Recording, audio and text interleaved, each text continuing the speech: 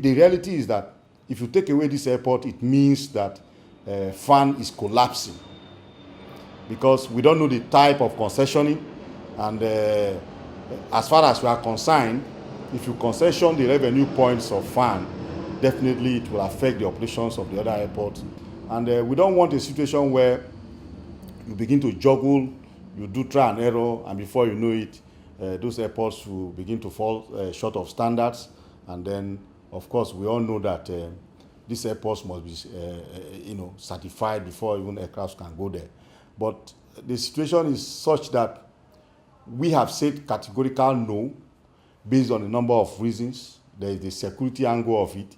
This present administration has fought terrorism, Boko Haram, to a large extent. We have taken care of taking over all the territories of Nigeria that were initially, annexed by these terrorists. And then, with what is happening all over the world, you saw what happened in Turkey and a few other countries, giving our airports to individuals, especially the international ones, is very risky at this time.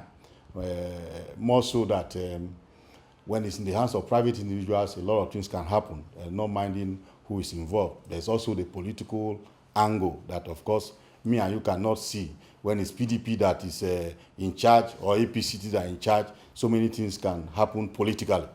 Then you also talk about the issue of why are they interested in the airports that are already developed?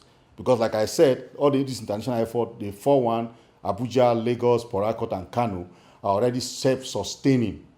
That means their viability is not in doubt. Why are they interested in taking those, we call it juicy, revenue points, and then leaving the other ones to suffer?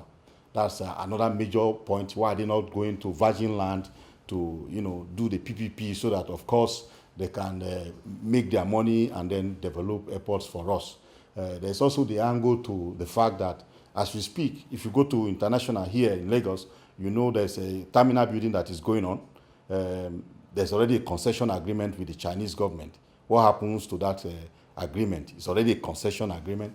If you go to Lagos, Abuja also, there's another one taking place, also by the Chinese government. And we learned it was money borrowed from the Chinese government to, do that public-private partnership as concession. What becomes of those terminals? Then, if you also look at the airports critically, for us who are aviators, for me, I can authoritatively say that most of the operational areas, revenue areas in the airports are already privatized.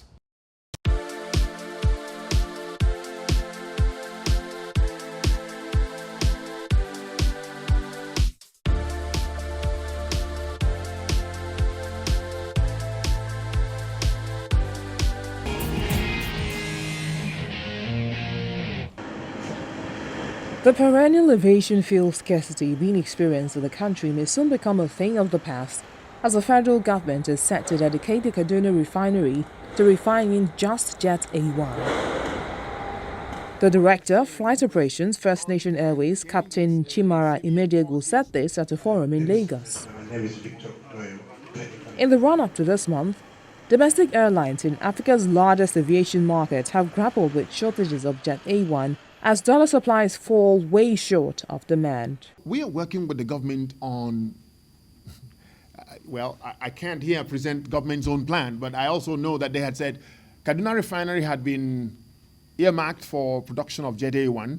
They had actually done some work that normally should have started a flow out of Kaduna Refinery, but they also have some problems that they have not resolved.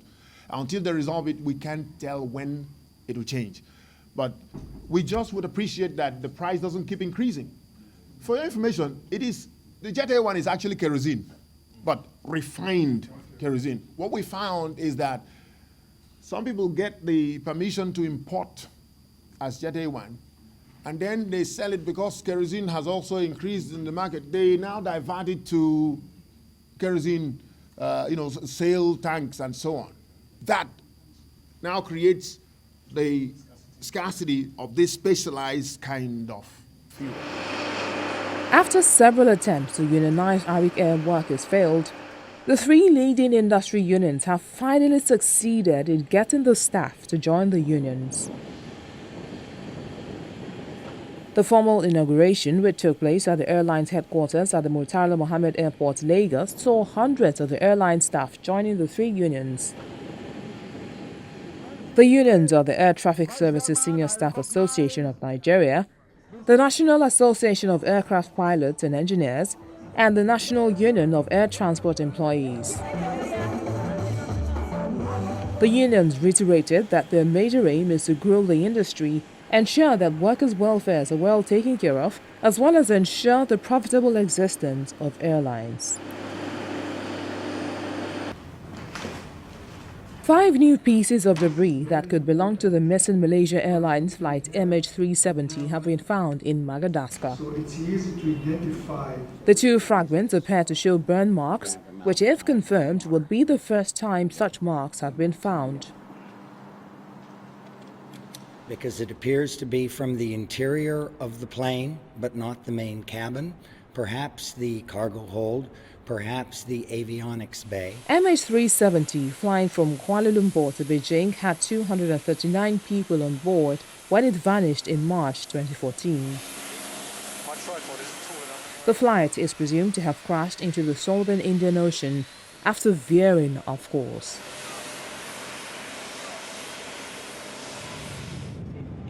And still in MH370, this time some family members of the victims have met officials from the Australian Transport Safety Bureau and the Joint Agency Coordination Centre in Canberra to discuss the search for the missing plane. Would be helpful. It's the first time 4 relatives were meeting since the disappearance of the plane 2.5 years ago. They demanded a concerted effort from nations taking part in the search. We asked them also what kind of debris they are looking for, what would be most helpful, and they said that elements of the wing that would indicate whether the plane was in control or not in control at the end of the flight would be helpful. We then asked them what efforts are being made to go out and find these components or debris that would be most helpful, and they did not really have much of a plan. So we want to call on the 3 nations, Australia, China and Malaysia, to make a concerted effort to go out and look for this credible new information. It's very impressive that one private individual citizen, Blaine Allen Gibson, has managed to find up to 15 pieces of aircraft debris. And we hope that these 3 nations do more than just hope that by fluke people find more debris. We hope that something is done to look for more debris. The sight of the debris also stirred up emotions. Seeing the debris was emotionally very difficult. I think I felt all of the energy drain out of my body. I felt as though I was that wing flap that made the journey from the South Indian Ocean to the shores of Tanzania. Like, it was quite heartbreaking. And to see the state that the wing flap was in, all the scratches, all the bruising, the discoloration, and I mean, you can't even imagine what the rest of the plane might look like. The group said they were impressed that the Australians had met with them, whereas the Malaysians had not, despite repeated requests. Australia has been leading the underwater search for the missing Boeing 777, which disappeared with 239 people on board en route from Kuala Lumpur to Beijing, creating one of the most baffling mysteries in aviation history.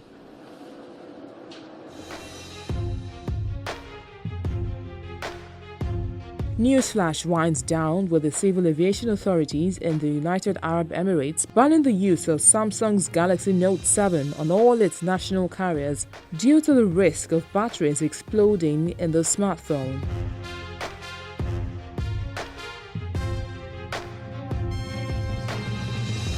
Samsung last week suspended sales of its latest flagship smartphone and announced a recall of 2.5 million units already sold after faulty batteries caused some handsets to explode during charging.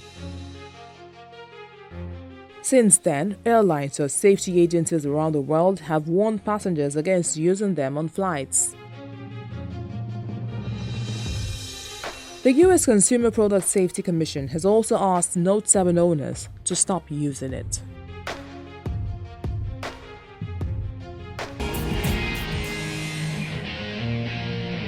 They are the faces of every viable airline. Let's meet them after this break. Do join us again.